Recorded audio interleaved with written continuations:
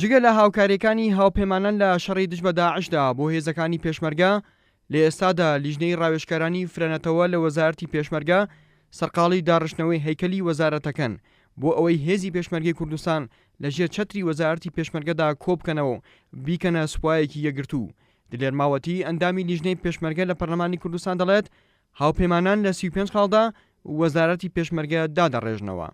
ڕاوێژکارانی ئەڵمانیا و بەریتانیا و ئەمریکا ماوەی چەند مانجێک لە ناو وەزارەتی پێشمەرگە دراسییان کردووە و نزیکەی 75 خاڵیان داڕژبوو بۆ ئەوەی ئەو وەزارەتە جارێککە داڕێژنەوە لەگەڵ وەزارەتی پێشمەرگام خاڵانە کراون بە 35 خاڵ و نێردراوە بۆ سەرۆکایەتی هەرێم و پێم وایە تەزدیق کراوە و ئێستا بەشێک لە خاڵەکانی لە جێبەجێکردندان کە جێبەجێکردنی ئەو پرۆژەیە وا دەکات کە وەزارەتێکی پرۆفشناڵی موەسەساتی بە هەموو سنفەکانیەوە دابمەزرێ.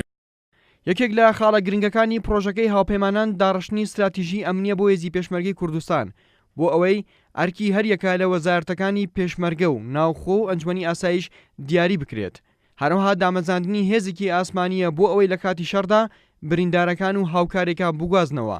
هەروەها جلوبەرگی پێشمەرگەژەک دەخرێتەوە و موچەی پێشمەرگەش زیاد دەکرێت.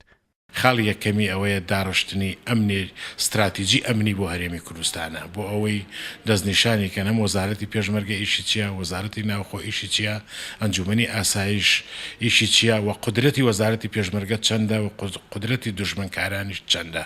خاڵێکی تری کە دوێنێ جێبەجێکراوە و دەورەیان پێکردن دروستکردنی بە ڕێوەبەرایەتێکی چاکسازیە بۆ ئەوەی هاوکاری وەزیر بکات لە چاکسازیەکانی وەزارەتی پێشمەرگەوە بۆ ئەوەی بە 3 مانگ جارێک راپۆرتی خۆی بدا. بەشی زۆری ئەو پرۆژە بریتی دەبێت لە دامەزراندنی سوپایەکی ئاسمانی بۆ ئەوەی لە کاتی شەڕدا بریندارەکان و شتە زەرورەکان بجۆزێتەوە و جل و بێری و پۆستاڵی پێشمەرگە بکا بە یەک، موچەکانیان بکا بە یەک و بە خانە نشینەکانی وەزارەتی پێشمەرگەدا بچێتەوە و ئەو خانە نشینانە موچەکانیان بخرێتە سەر دەستگایەک لە وەزارەتی دارایی و کۆمەڵە خاڵن کە هیوادارین یەکێتی و پارتی کە زیاتر هێزەکان سەر بە ئەوانن هاوکاری هاوپەیمانان بن و وەزارەتی پێشمەرگە هاوکاری هاوپەیمانان بن بۆ ئەوەی لە 3 ساڵی ئایندەدا ئەو پرۆژەیە جێبەجێ بکرێت.